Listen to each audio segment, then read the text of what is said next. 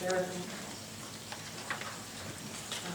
First, I want to say on behalf of our family, we would like to extend our sincerest gratitude to all of you that were able to come today to help us celebrate Kindy's life. Over the past few days, I've sat and tried to put my disorganized thoughts down into something coherent multiple times. While trying to do that, I came across a poem that I want to read. Many of you have probably heard it before, but the words remind me a lot of how Kindy lived her life. The poem is called The Dash. I read of a man who stood to speak at the funeral of a friend. He referred to the dates on her tombstone from the beginning to the end. He noted the first came her date of birth and spoke the following date with tears. But he said what mattered most of all was the dash between those years. For this dash represents all the time that she spent alive on earth. And now only those who loved her know what that little line is worth. For it matters not how much we own, the cars, the house, the cash. What matters is how we live and love and how we spend our dash. So think about this long and hard. Are there things you'd like to change? You never know how much time is left that can still be rearranged. If we could just slow down enough to consider what's true and real, and always try to understand the way other people feel. Be less quick to anger and show appreciation more. Love the people in our lives like we've never loved before. We treat each other with respect and more often wear a smile, remembering that this special dash might only last a little while. So when your eulogy is being read, with your life's actions to rehash, would you be proud of the things they say about how you spent your dash?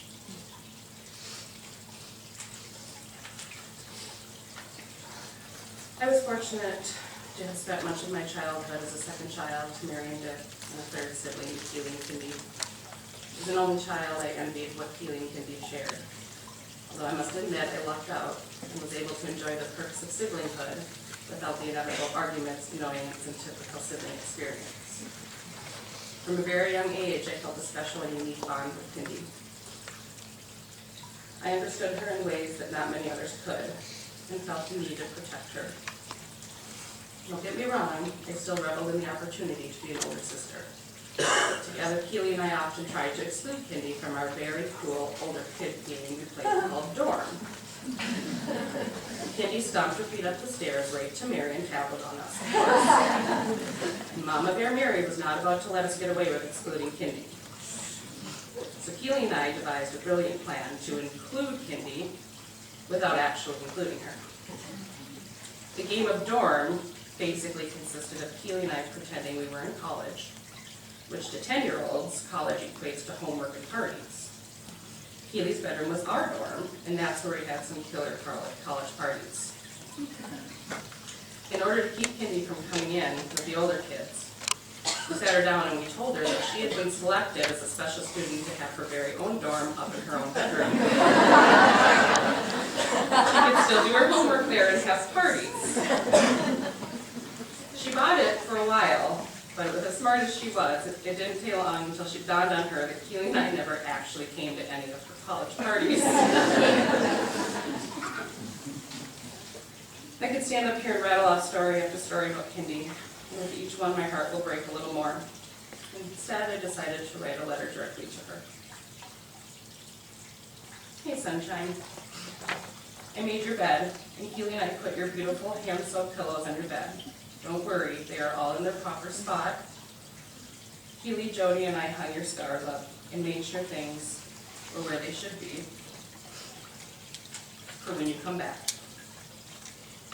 I told Keely and Jody you'd be pissed off if you came back and your stuff had been messed with. As insane as that sounds, it's truly what I felt standing in your room the day after you were gone or died or passed on. I don't know the words to use for that. If you were here, you would know the proper terminology to use and the proper tense to use it in. You and your damn grammar, please. can't wrap my mind around this. And when I can't wrap my mind around something, you were the person I call and talk it through with. So I guess I'm screwed now. When we were young, I often worried your sensitive nature would result in a cynical and bitter adulthood. But just the opposite happened. Your sensitive nature is what made you the kind, caring, altruistic woman that you were. I envied your ability you had to see a person as a whole, their flaws, their strengths, their struggles, and their achievements. Without judgment, you wholeheartedly believed we all deserved to be loved and treated with respect. When you loved Kindy, you loved fiercely and intensely. And just as equally, when you hurt fiercely and intensely. To feel emotions and beliefs with such passion, to me, is a sign of strength. It takes a certain character to devote yourself to helping to improve the lives of children with autism. By definition, autism is a mental condition by which communication and the formation of relationships with other people is incredibly difficult. Yet you formed authentic connections and relationships with dozens of autistic children. What an incredible portion of your dash. I wish you could have seen yourself through my eyes. If you had, you would have seen the endless amounts of potential you had to impact this world on a grand level. You would have seen your kind-hearted spirit was infectious to those around you. You would have been inspired by your brilliant mind and your thirst for knowledge. The way you made obtaining multiple college degrees and certifications look so simple and enjoyable was motivating and annoying. You would have believed that perfection does not exist, knowing we all stumble and fall and get up and stumble and fall again and again. But in no way do these stumbles and falls define who we are as a person. It is the struggles we face that allow for empathy and understanding for others. To see you through my eyes was to see a bright light filled with compassion, patience, and concern for the well-being of others. You would have seen the silent pain was temporary, and your higher power had much bigger plans for you. I will be eternally proud of you, struggles and all. And work my hardest to continue on your mission to help others remove shame from their feeling words. You will forever hold a special place in my heart. I love you, Kindy.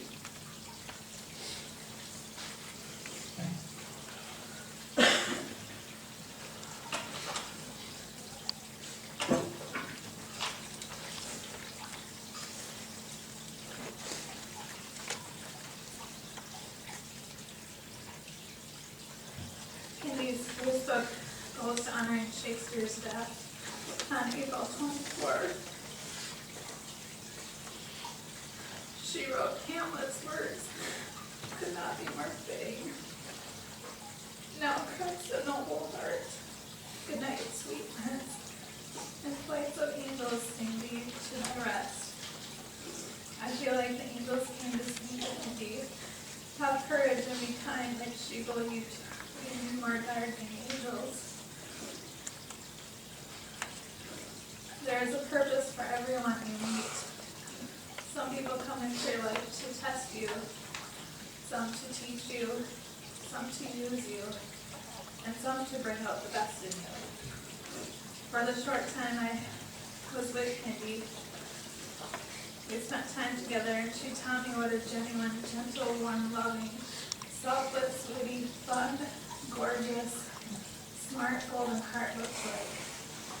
Her passion for education, support to learn blue for autism, and finding love for that epilepsy foundation. The love she showed to her dogs, Lily and Lola, her talent with art, fashion, and dance, her time for her friends, dining, bike rides, and the finer things in life. Trying new things like a 5K color run, we laughed and smiled because she loved that all the colors were mixing together with her sweat. She did it and didn't quit and didn't give up. It was so rewarding to see how happy the finish line was. It truly was a happy day together. I really hope I put a nail in it for Kindy. She believed we all deserve a life of liberty, justice, and happiness. Grief never ends, but it changes. It's a passage not a place to stay. Grief is not a sign of weakness, nor lack of faith. It is the price of love. When someone you love becomes a memory, the memory becomes a treasure. Kindy's golden heart is quite the treasure. What an amazing blessing to have time.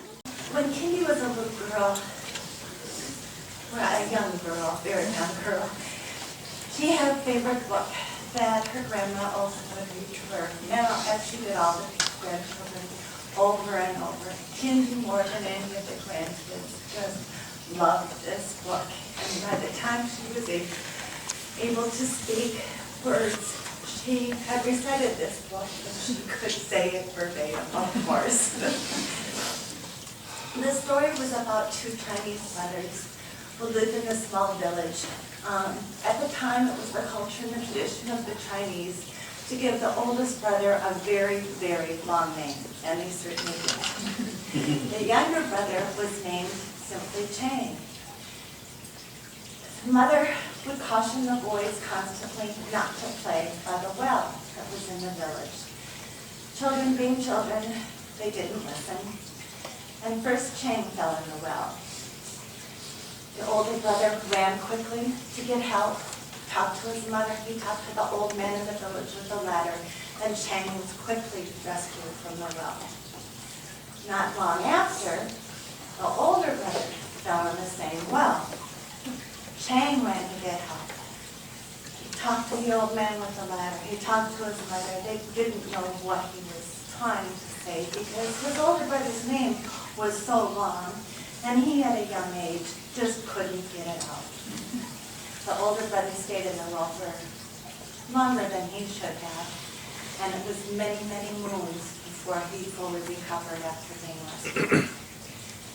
The older brother's name used to make Kindy's little laugh tinkle again, and she would ask her grandmother to read it again and read it. If you would please all say the older brother's name with me together. It's in your program. We're going to make Kindy laugh one more time. She climbs up the program. Oh, yes.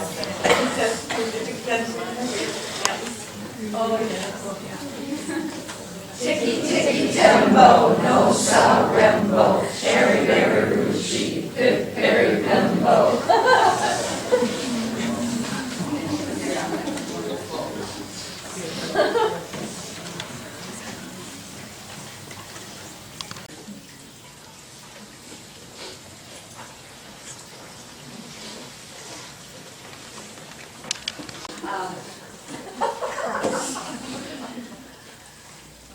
I decided I'm not going to make this anything other than, a lot of brevity, a lot of jocularity, because that's what Kindy would want. If she walked in here right now, she'd be like, oh my goodness.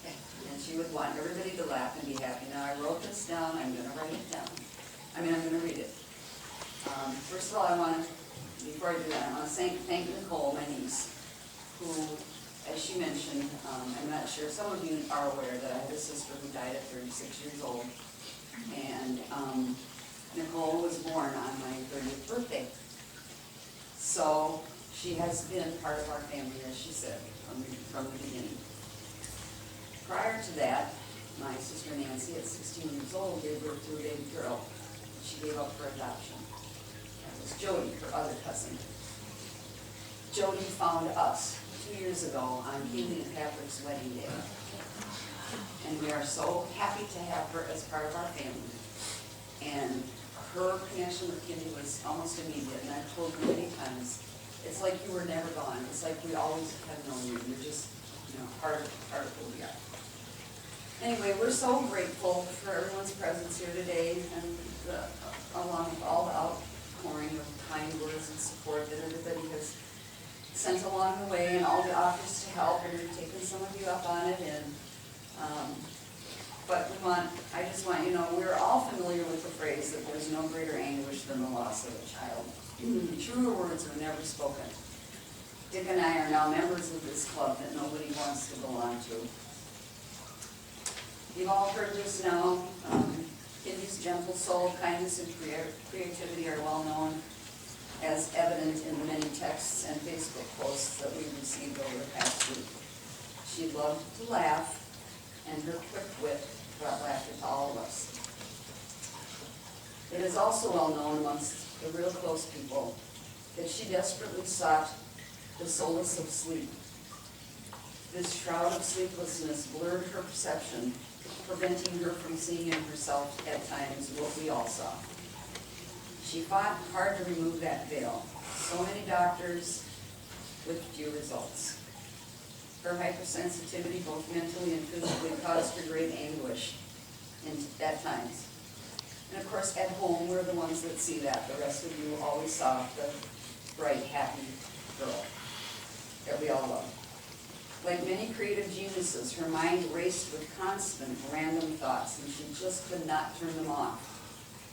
Like a fragile bird, a furtive glance or a misconstrued comment would break her little wings and send her into utter desolation.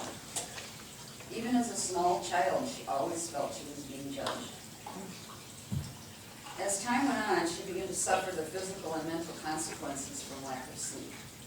Over the years, she was diagnosed with many things: depression, anxiety disorder, premenstrual dysphoria, obesity, and after several seizures, epilepsy. Though seeking many different avenues of mind and body treatment to circumvent her torment, nothing seemed to help. She tried, I think, every prescription known for those ailments, every over-the-counter, holistic. She tried those, and she tried alcohol a lot. Few of us have slept well this past week.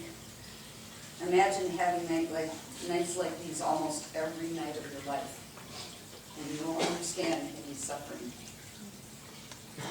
We will not know for a few weeks the actual physical cause of her death, but ultimately it all stemmed from this horrible malady of insomnia. Though she loved her 9 years working with children with autism, she had to leave due to the high risk of physical injury. She started out with toddlers, and that seemed to go okay, and then she graduated up to like 12 to 19-year-olds, and that became very dangerous. Because if any of you know anything about autism, it's very unexpected. A piece of tape can be thrown at your head, you can be stabbed with a fork, you can have your hair pulled out, all kinds of stuff like that. So, in an attempt to once again try to solve her sleep problems, she went and had one of those sleepover nights where they hook you all up, and she couldn't go to sleep. They wanted her to go to sleep to see if something was going to provoke these seizures that she began having. She'd go, I heard the toilet flush, I heard somebody on the phone, nothing would let her go to sleep. But while that was going on, the tech started a conversation with her, they started talking, and he said, I think I can do this job. So, last, 3 semesters ago, she began taking classes to be an EEG tech. She was working for a company called Minnesota Epilepsy Group and was going to school. In her internship, she worked 2 days a week as an intern over in St. Paul in the hospital over there. And she came home with a couple of stories, and one of them was that a little girl she thought Kindy was so fun that she said, this is the best EEG I've ever had. And then there was a young man who came in who was, had lots of what they call behaviors in that field. And the people didn't know what to do, they didn't know how to get him calmed down, because they have to sit perfectly still for like 45 minutes to have all these electrodes put on. So Kindy stepped in there, and she said, are you hungry? And he kind of nodded. He was somewhat verbal, and she said, what do you like? And he said, pancakes. She goes, I love pancakes. She said, let's get some pancakes for you. But then she said, stickers, then pancakes. That's the sort of directive. So in order to calm his stimming, this is what she did. And he sat there for 45 minutes while she put the electrodes on his head, and I guess her coworkers were quite amazed. And this was her ability. She had this innate way of connecting with people's minds, especially those that aren't necessarily the way we all are. Anyway, that's pretty much what I need to say about my daughter, other than I love her very much, as we all did. And it's not uncommon for any of us to question our purpose here, and I choose to reconcile losing Kindy so young by believing that her legacy through her kindness was for all of us to aspire to behave accordingly with each other and behave the same way. Kiss each other, hug each other, I don't care how old your kids are and whether they want you to hug them or not. You just say, I'm going to hug you and give you a kiss. Because she and I did that a lot. She didn't always like it, but it's like my mother, who's sitting right here at 89 years old, we still hug each other goodnight every night. It's very important. Anyway, we're profoundly sad, and the holes in our heart will never be full again. And so, my dear child, I bid you peaceful slumber, which you've waited for so long. So I will simply say, best Kindy, whole world. Now, though usually synonymous with AA, it should be a mantra for each of us daily. Please join me in the Serenity Prayer. Did you know it? God, grant me the serenity to accept the things I cannot change, the courage to change the things I can, and the wisdom to know the difference. Peace. And thank you all. Oh, one more thing. I have to read this last little paragraph that you wrote because it's so appropriate for thinking. Somewhere over the rainbow, I hope you are with all our loved family, friends, and fur babies that went before you. I hope there is no maple syrup, people with poor grammar. Remember, it's real tour, not real tour. Scatter fans, sorry, Kirk, autism or animal cruelty. I will hold you and never let you go once I see you again. I love you forever and always for you. And now, I would like my sister-in-law, Kathy, or Jim, my brother-in-law, Jim, if you're comfortable, both of you, to lead us in the Lord's Prayer.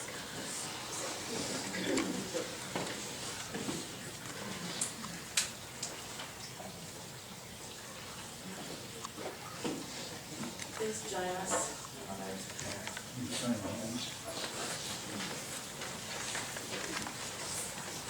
Our Father, who art in heaven, hallowed be thy name. Thy kingdom come, thy will be done, on earth as it is in heaven. Give us this day our daily bread, and forgive us our trespasses, as we forgive those who trespass against us. And lead us not into temptation, but deliver us from evil. For thine is the kingdom, and the power, and the glory, forever and ever. Amen. And God bless you and keep you and give you his peace.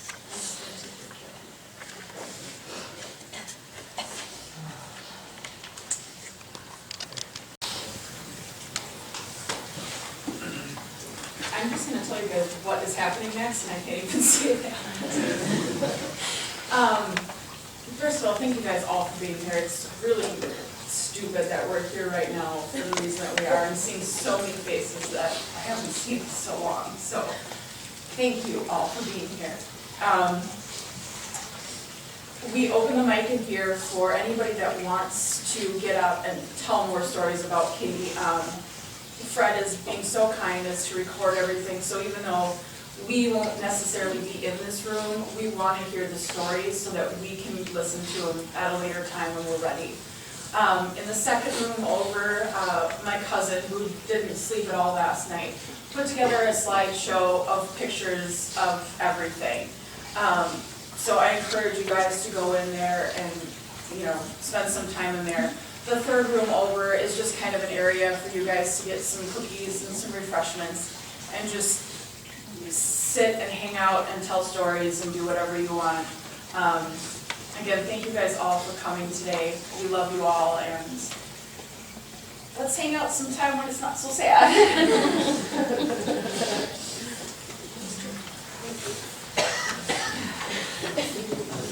All right, who's first with the stories?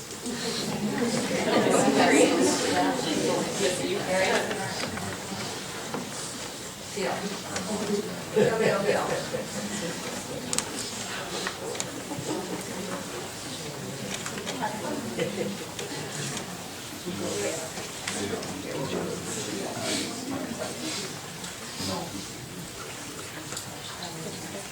is Gail Benson. My husband, Dave, have known Dick and Mary for 46 years. I came out of the scene in about 1979, so I was there when Keely and Kindy were born. Mary asked me if I wanted to say something today, and originally I declined because I have one emotion, and well, I should say I have one show of emotion, and it's crying. If I'm anxious, I cry. If I'm happy, I cry. And if I'm sad, I cry. So I'll try to hang this together. And I wasn't really going to say, I didn't feel like I had anything really important, except when Mary talked so much about Kindy's insomnia. So Dave and I did not have children at that time. And we spent a lot of our social time with Dick and Mary at their house when Kindy was a toddler and Kindy was a baby. And Kindy would have the hardest time getting to sleep at night. And it would be like my highlight, my show of love for that child, as we all took turns rocking her, that I would rock her and suddenly she would fall asleep in my arms. And that's a story that we shared up until very recently. So we had that really special bond. The other thing was, I think it was in Joni Brinkman's letter, she talked about she's not gone, she's in the stars in the sky and the sunshine and the flowers, and I really, really believe that, because when you're walking through dark times, you can't walk in darkness, you have to walk in the light. And you have to know that all of those things are God around us, sharing all the wonders in this world. And I really, really love Kindy and her wisdom.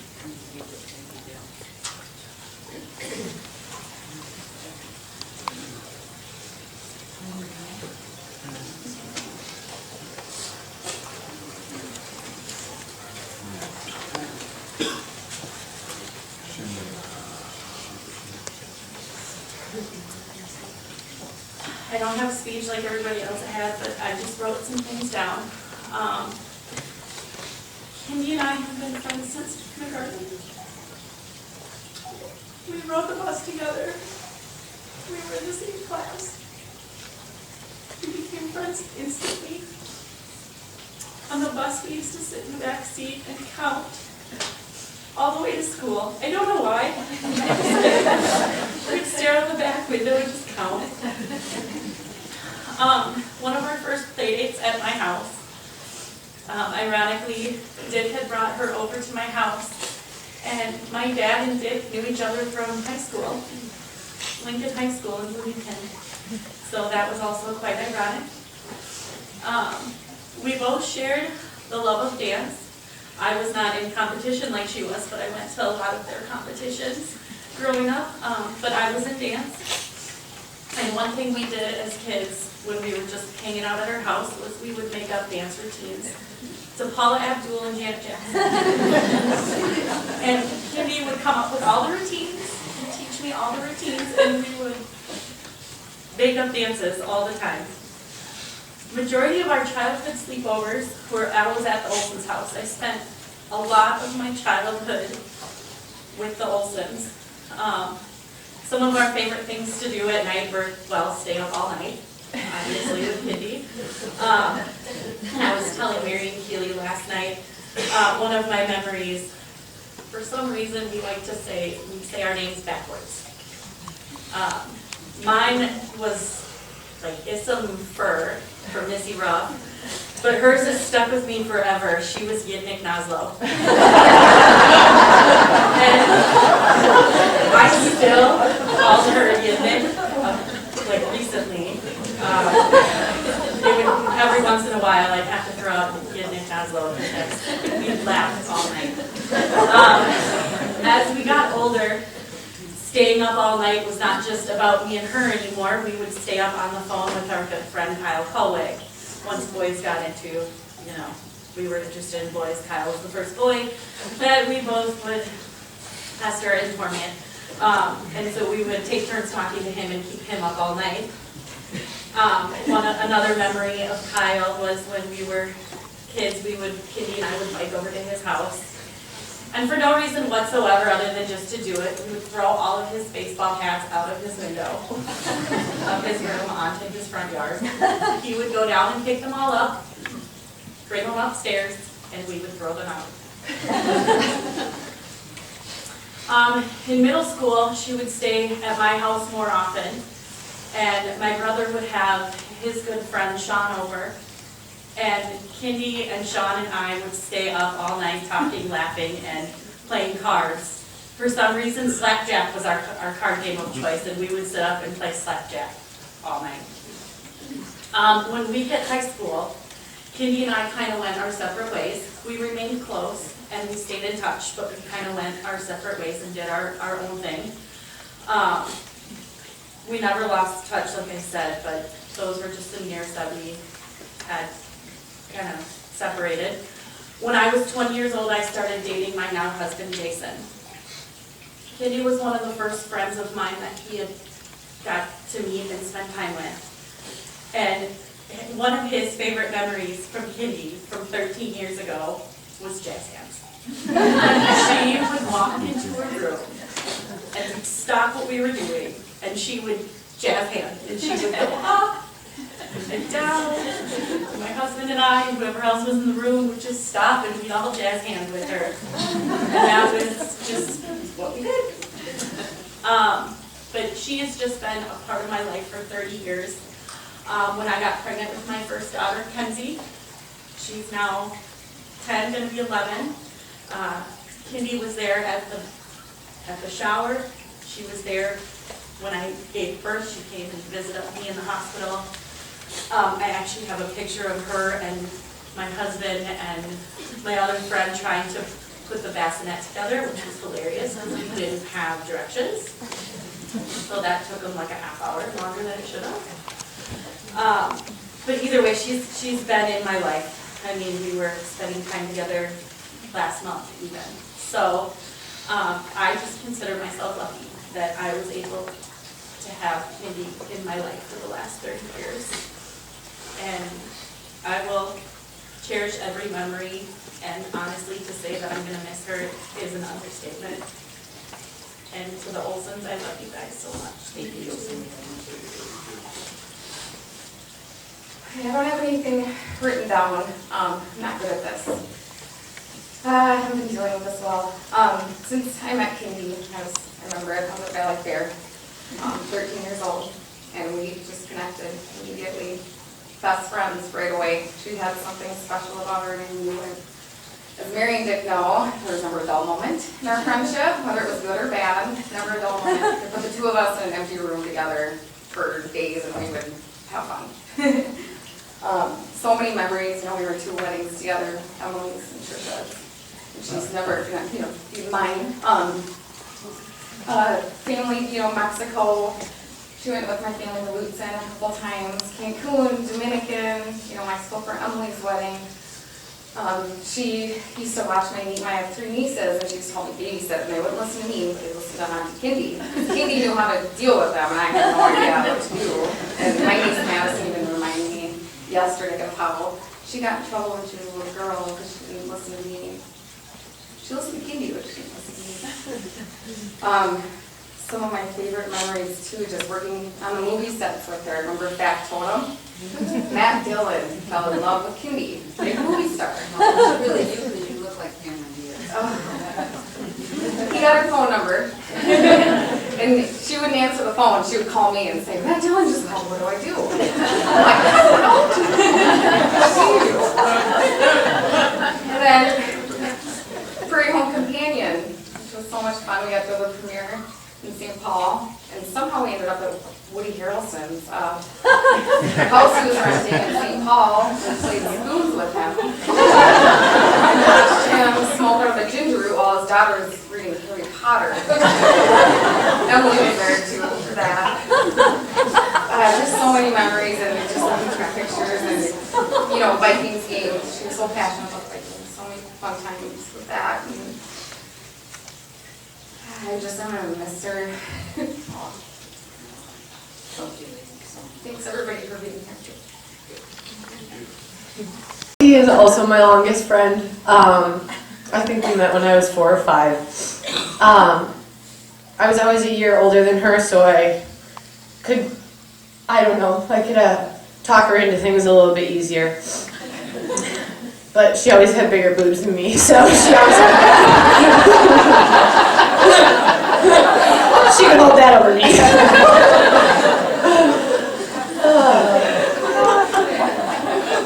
I can't think about my childhood without thinking about Kindy and you guys. We moved to Edina, and Mary picked me up from school for like the next 2 or 3 years to go to dance class so I could keep dancing and pray. Kindy and I did countless duets, and that was just one of the better costumes that we had together. She was so funny. She was so witty. Just so witty. I was doing anything I could to see pictures of her, so like probably so many people in this room, we went on Facebook and I saw a picture that one of her high school friends had posted, and it was when they were in high school drinking, which I'm sure this was the only time that happened. And so, Mary, you wrote a comment that said, "Oh, that is such a fun memory." And Kindy's comment underneath it was, "Oh, funny, Mary Olson, I don't remember you being there." I just laughed out loud because it's just like, writer. We haven't been as close as we were sisters growing up, all 4 of us. We just were. We're as close to family as you ever could possibly get without having the blood. And we weren't as close these past years, but Kindy has made me a better person. Her thoughtfulness, her loyalty, her humor, her creativity. We had like a dance get together, and all of us brought like chips and like jar salsa, and we're like, "Hey, Kindy's making like a balsamic glaze reduction and wrapping pears and like prosciutto," and we're like, "What?"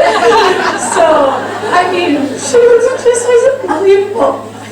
From crafts to cooking to, I mean, she would like give me an updo out of nowhere. You know, everything about her was just. It just oozed creativity and thoughtfulness, and there'll never be another friend ever like her in the world. And I will forever be a better friend because of her. And she'll be in my heart my whole life. I'll never forget her or any of you. I just love you so, so much.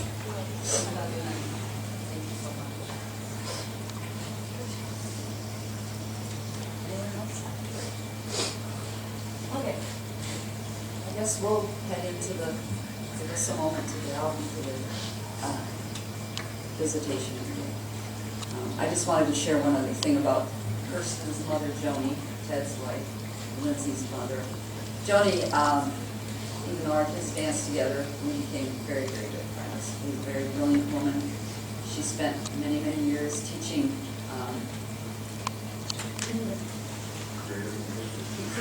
gifted, that's what it is. 4th, 5th, and 6th gifted children. So she really had the ability to understand Kindy's brain and her mind, and they had many conversations, and definitely miss having Joni here. She's a wonderful teacher and a wonderful friend, and they're, like Kirsten said, they're part of our family too. So thank you all for being here. If nobody has anything else, then we'll head out, and then we'll meet you all in the room over there.